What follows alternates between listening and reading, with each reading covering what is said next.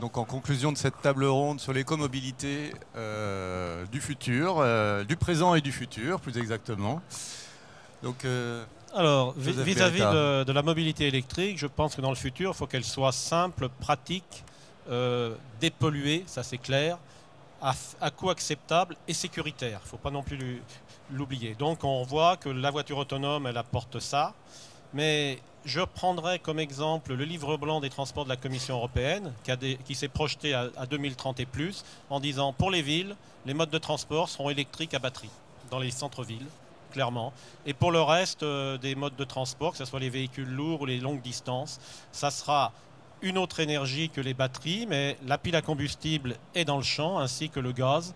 Et c'est vraiment les challenges en termes de coûts, en termes environnementaux, en termes de baisse des technologies qui feront la différence pour arriver à la solution qui émergera.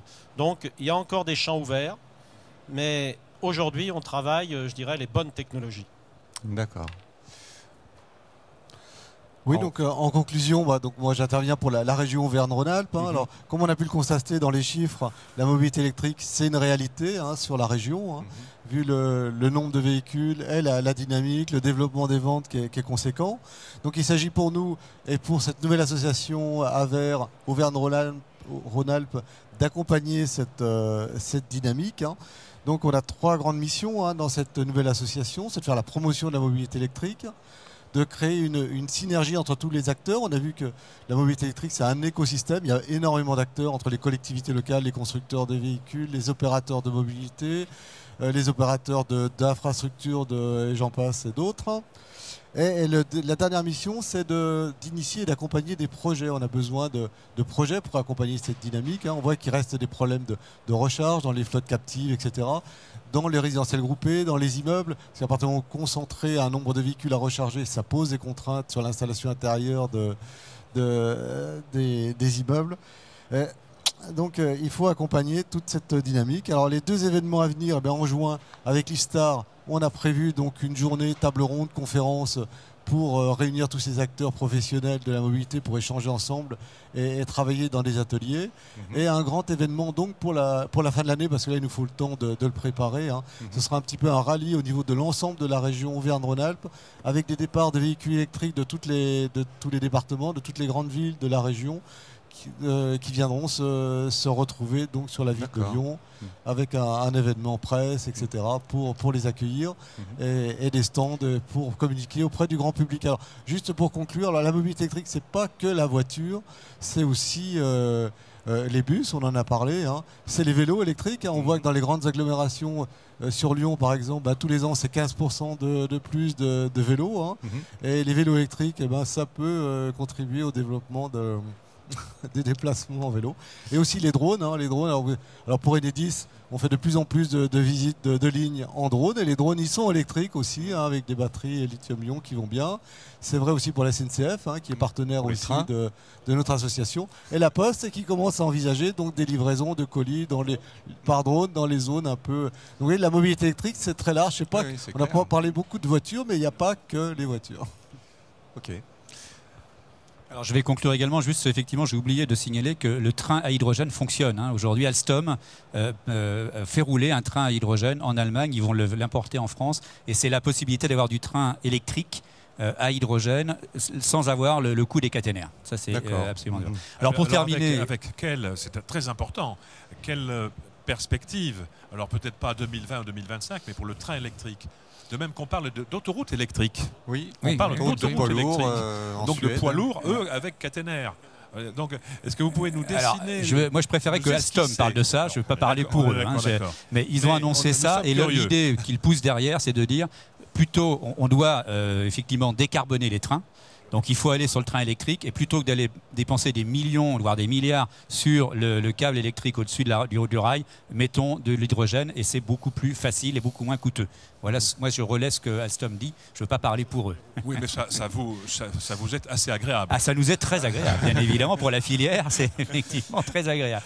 Alors pour conclure, ce que je voudrais dire et que vous reteniez, c'est d'abord et avant tout, parce que dans la tête des gens, bien souvent, ils ne comprennent pas qu'un véhicule hydrogène, c'est avant tout un véhicule électrique. Donc véhicule électrique, véhicule hydrogène, même combat. Le véhicule électrique, c'est parti. Le véhicule hydrogène, c'est parti aussi.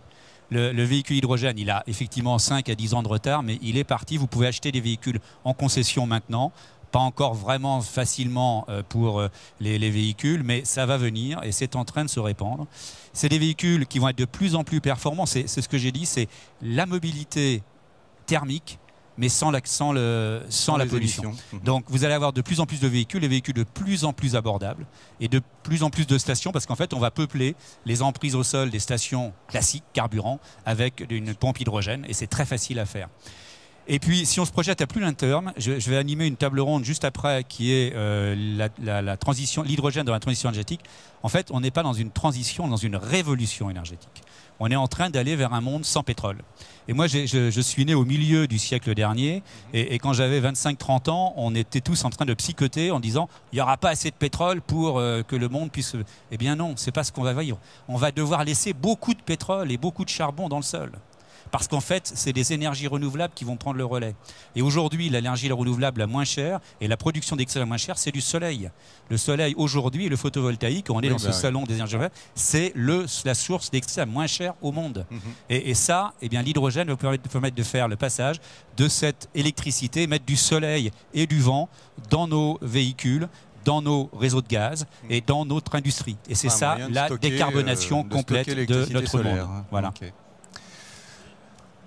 Alors, au niveau du gaz. Alors moi, je rejoins à 100% ce qui vient d'être dit par Pascal Mauberger sur le fait que ce qui nous réunit tous, c'est la sortie du pétrole. Vous parliez de la Commission européenne en 2011, dans le livre blanc qu'ils ont sorti sur les transports décarbonés. L'introduction et le prélude, c'était il faut baisser la dépendance au pétrole. Aujourd'hui, on a un secteur des transports qui est quasiment 95% dépendant du pétrole. Et c'est le dernier secteur économique qui est aussi dépendant. Et c'est pour ça, d'ailleurs, c'est sans doute le dernier secteur qui n'a pas encore infléchi ces émissions de CO2, et donc il y a urgence à le faire. Après, moi, ce que je dirais en tant que...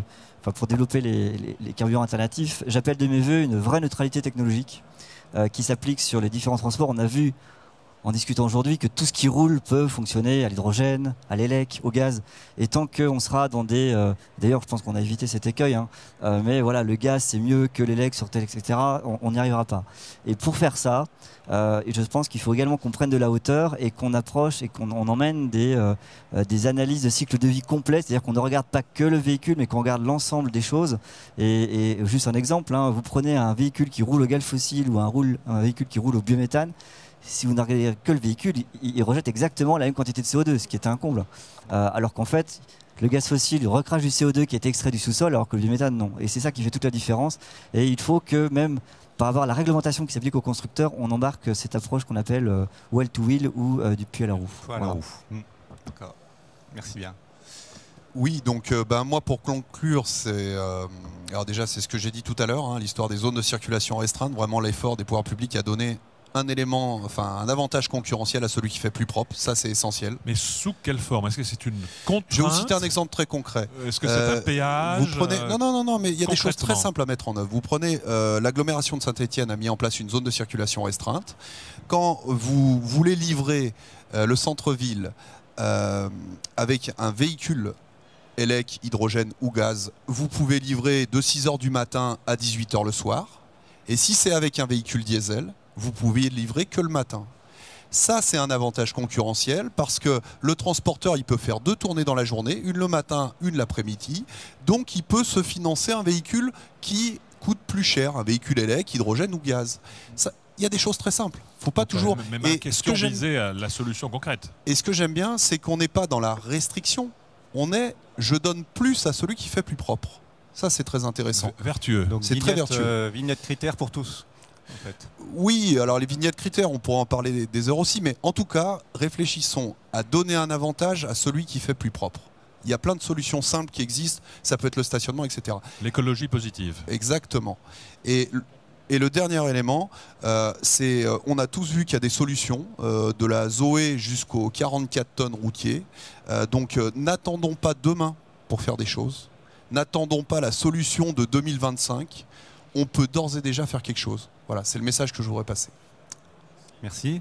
Pierre-Jean Rochette. Merci. La profession de foi, en quelque sorte, de Carte Postale, c'est de continuer à accompagner et à être innovant et à être à l'avant-garde de toutes ces nouvelles solutions de mobilité pour les proposer à nos collectivités locales, mais surtout les mettre en place, les accompagner jusqu'au déploiement final et faire même le retour d'expérience et le retour d'utilisateur du client final. Voilà.